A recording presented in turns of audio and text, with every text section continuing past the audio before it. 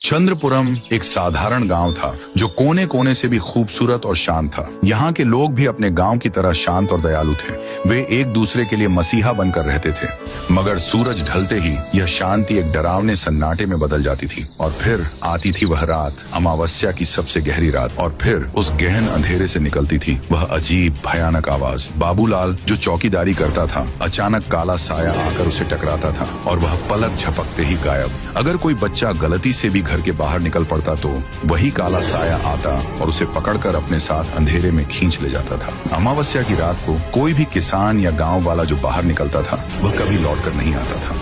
रात 1 बजे के बाद चंद्रपुरम में बाहर निकलना यानी मौत को गले लगाना था। सुबह की पहली किरण चंद्रपुरम पर पड़ती तो जरूर थी, पर यह राहत नहीं लाती थी, बल्कि सवाल छोड़ जाती थी। गायब हुए लोगों के परिवार या घर वाले क्या करते? लोग बस यही मान लेते थे कि शायद किसी जंगली जानवर ने उन्हें उठा लिया होगा या फिर वह डर के मारे कहीं भाग गया होगा। यह सिर्फ खुद को समझाने का तरीका था, क्योंकि असली सच इतना भयानक था कि कोई उसे मानना ही नहीं चाहता था। शुरुआत में चंद्रपुर के लोग बहुत परेशान थे, पर उन्होंने इस खतरे को गंभीर नहीं लिया। हर कोई यही सोचता था, ये मेरे साथ नहीं होगा। रायस्टार चंद्रपुरम के रास्ते से दूसरे गांव के लिए जा रहा था। फिर तभी अचानक उसके सामने एक ट्रक आ गई। रायस्टार वक्त रहते अपनी बाइक को चंद्रपुरम में मोड़ लेता है। तेज गति के कारण उसका संतुलन बिगड़ रहा था। तभी चंद्रपुरम में शाम हो जाती है। धीरे धीरे अंधेरा हो रहा था, पर अनजान रायस्टार और आगे बढ़ता जाता है। पर इस बार चंद्रपुरम में शाम के वक्त में ही अलग अलग आवाजें आ रही थी, जो रात के 1 बजे आती हैं। वक्त के साथ गांव में अफरा तफरी मच जाती है। सारे लोग उस साए के डर से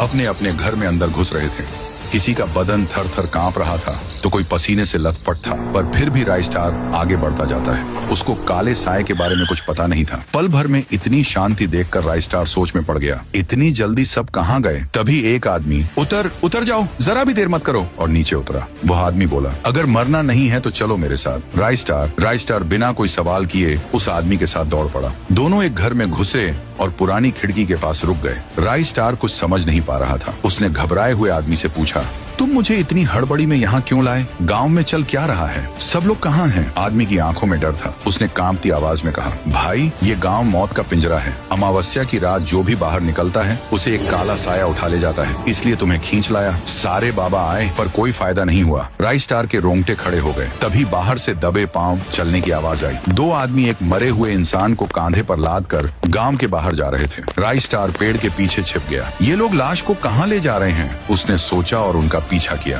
वे दोनों एक खतरनाक जंगल में पहुंचे, जहां एक पुराना डरावना कुआं था। वे लाश को फेंकने ही वाले थे कि पीछे से आवाज आई, रुक जाओ। तीनों पीछे मुड़े। सामने रायस्टार खड़ा था। कौन हो तुम? लाश को यहाँ क्यों ला रहे हो? सच बताओ वरना अंजाम बुरा होगा।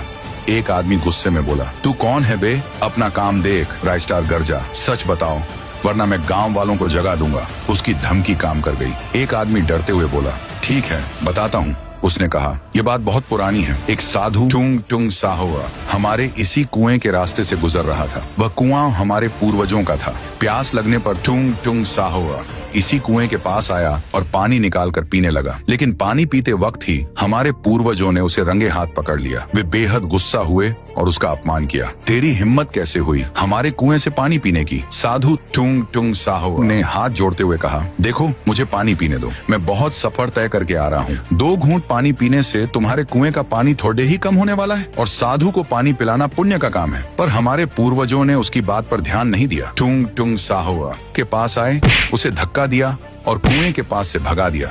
उसे जंगल के बाहर निकाल दिया गया।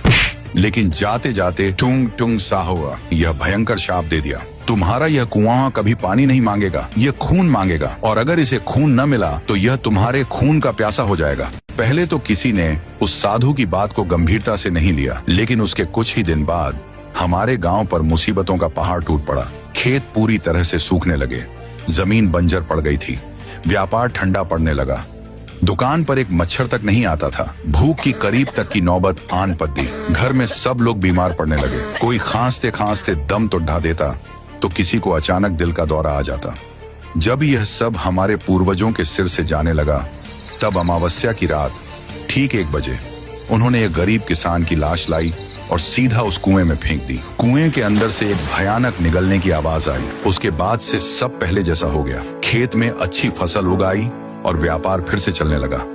अगर हम हर अमावस्या की रात को एक बलि नहीं देंगे तो हमारे घर में औरतें, बच्चे मारे जाएंगे। ये सुनकर राइस्टार दंग रह गया। उसके चेहरे पर भयंकर गुस्सा छा गया। तुम 4 की जान बचाने के चक्कर में 40 लोगों को मार रहे हो? ये तुमने गलत किया है, इसकी सजा जरूर मिलेगी।